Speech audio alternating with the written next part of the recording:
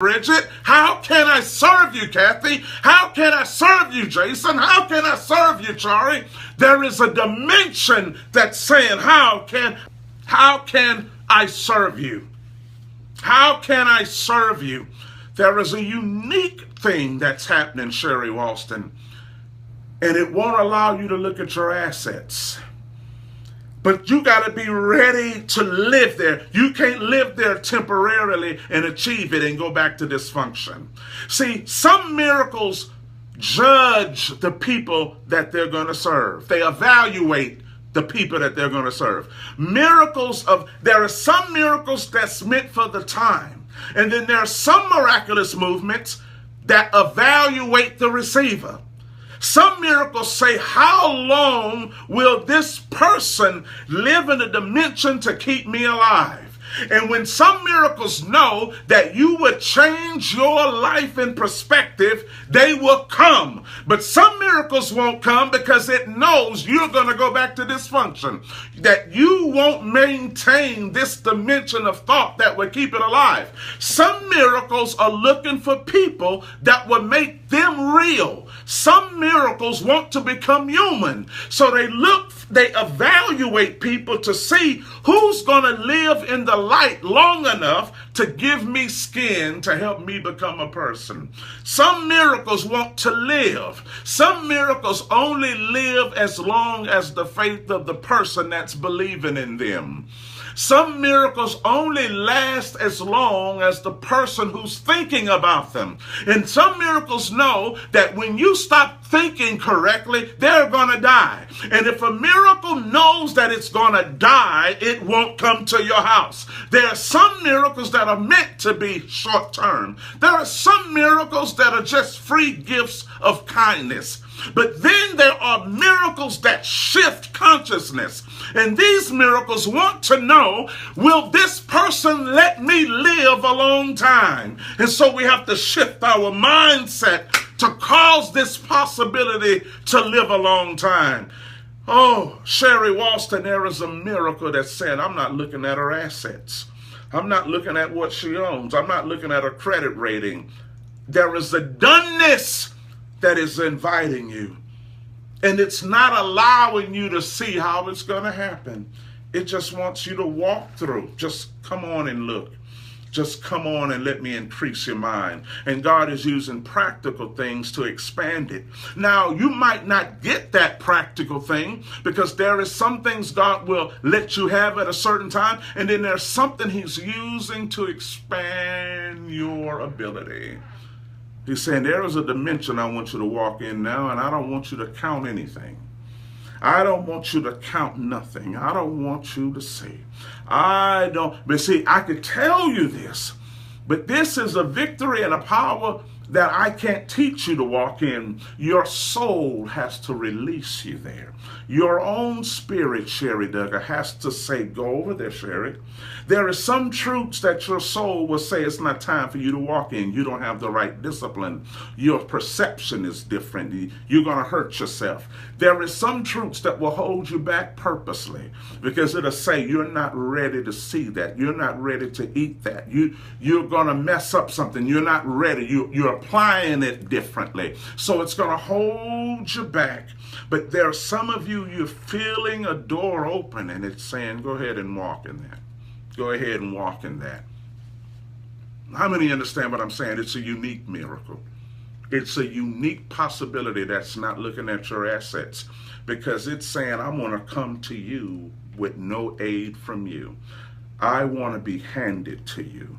I want to be handed to you, and I don't want you to figure out how I'm going to do this. I'm going to hand myself to you, Sherry Walston, this miracle is saying, and I won't allow you to even think how it's going to happen, and you're going to be all right with that. See, miracles are looking for people who are going to be all right with miraculous thinking. Some of us are not comfortable with thinking miraculous because we're trying to find out how to do it. We're trying to find out if we have enough to pay for it. We're trying to find out if it's going to be taken from us if we get it. And so we're spending countless energy trying to think of the spirit of obtaining when the actual thing is trying to get it's trying to obtain you instead of you obtaining it. There is some miracles that are trying to obtain you. See, there are some miracles that will come to you because it bought you instead of you buying it. I want you to write this down. There are some miracles that are going to come to you because it's going through a credit reference to buy you instead of you buying it. There are some things that are saying, I got approved to buy Andre. There is some incredible things, Trina Russell, that's saying, I've got approved to buy Trina. Trina can't buy me. There are some unique things that saying Trina don't have enough to buy me, but I have enough to buy her. Do you understand, Bridget? Do you hear what I'm saying? There is some miracles that are saying that you don't have enough to buy me, but I've been approved to buy you. There are some miracles that want to obtain your services. There are some miracles that want to obtain my services instead of me obtaining its service, and you're going to feel it. Because you're going to be required and drawn to walk in an area and you won't even think about the assets you don't have. You're just going to feel, because now the miracle is saying, I got an appointment with Andre and I want to see him. Instead of me wanting to see the thing is wanting to see me. Daryl Turner, instead of me wanting to see the thing is wanting to see me. And when I'm walking in there, I'm thinking I'm looking for it for me. But the thing is saying, I want to see him. I want to see Andre. I want to see if he's the one that I want to spend my life with. And if he is the one that I want to spend my life with, I'm going to approve the deal so I could stay with him. You see, Edwin Ragland, there is some miracles that, no, you can't obtain me. There are some miracles that are saying, I want to obtain you. But some miracles will evaluate you to see, will this man or will this woman give me life? How much life will this man give me? How much life will his spirit give me? Not his church going, not his Bible reading, but his mind, his vision, his hope. I want to know, can this man feed me? There are some miracles that wants to know if your life can feed it. And if your life can feed it, it will come to you. It's a spirit of doneness. It's already done. A unique miracle that's saying, I'm not looking at what you have. And you got to feel comfortable being invited into places that are beyond your pay grade.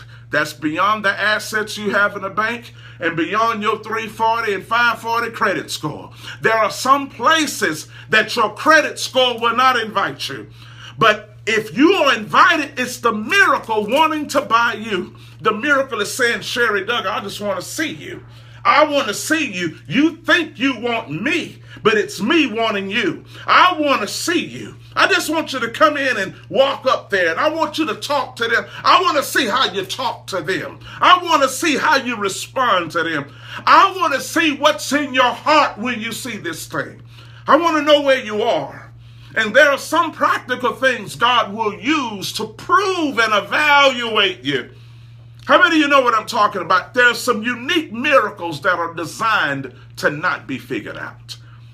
Some of you are moving into an Abraham-Sarah dimension when he says, how could this be when I'm 100 years old? How could this be when I'm 90 years old? How can this be? There is a dimension that you're moving in. And it's going to be like, how can this be when I only got $50? How can this be when I don't have the credit to get it? How can this be? How can I have a child when I'm 100? How can I have this when I'm barren? Every shift, every miraculous shift came through a barren person or a person dead. Every life-altering spiritual thing or covenant happened through somebody who didn't have the agility to do it. They didn't have the sperm count. They didn't have the hormones. They didn't have the age. How could this be when I'm barren? How could this be? When Samson came, the mama is barren. When John the Baptist came, the mother is barren. When Isaac came, the father is 100, the mother is old. How can this be? And some of you right now are being evaluated to see if an Abrahamic Sarah covenant can be established.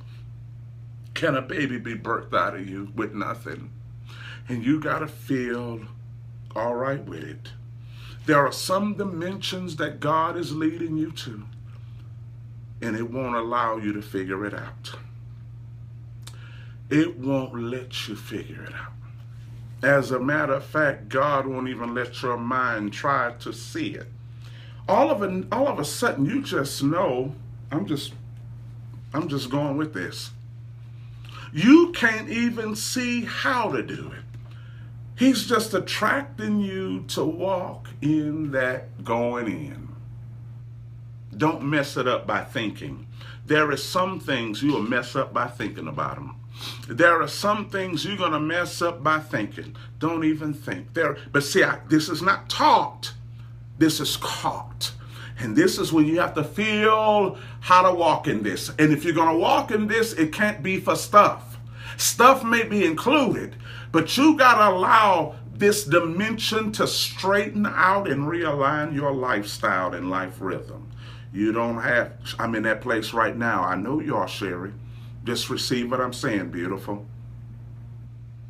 It got to re-establish your life rhythm, because you can't be dysfunctional and walk in the miraculous. It got to straighten. You better figure yourself out. Figure yourself out right now. You got to figure out where you're going to go. You can't coexist with the past and the future and have this kind of mindset, because it won't work for a double-minded man. Miracles don't work for double-minded people. Write that down. I'm about to close. I know you got to eat some barbecue. But this type of unique miracle will not work for a double-minded individual. You can't walk in two places and have a miraculous mind. Doesn't happen. Double-minded man is unstable in all of his ways. He's chaotic. So this unique miracle is beyond practical comprehension. It's just a feeling of done. I know what I'm talking about. I just left a meeting with some people and it's exploded in my heart. And I had to hold myself accountable to it by talking about it. And I'm releasing this to you because some of you are in the same place. It's just going to say, come on. Miracles don't work for, that's right, it don't. Because the miracle needs you to do one thing, and you're going to judge the thing it wants you to do, and you're going to cancel it out. Some of you in this place right now, receive it. I want you to receive the shift. I don't want you to receive the good thing. I want you to receive the shift of thought and life rhythm. The constant shift, not shift for the thing and go back to dysfunction. I want you to receive it. I want you to know, in order for this to happen, my life has to totally turn permanently. You have to overcome the fear of the word permanent. See, a lot of times we want to walk in this incredible thing, but we want it to be temporary. Some of us are afraid of a permanent shift. We're afraid of the finality of responsibility. And you have to overcome the fear of finality, which means this is it. This is it. This is where I'm going. I'm not going this way and then sometimes. No, get rid of sometimes. You have to be a person that totally gets rid of the term sometimes. Sometimes I do. Sometimes I don't. Sometimes this unique power is looking for people who have destroyed sometime. You have to get over that fear of permanent, and you have to destroy this terminology called sometimes. How often do you do? Well, sometimes, sometimes. You have to get rid of sometimes. And when that miracle evaluates you, because it's trying to obtain you. It's trying to see how long have you gotten rid of sometime. Because miracles want to work all the time in the life of people who got rid of sometime. Miracles want to work all the time for people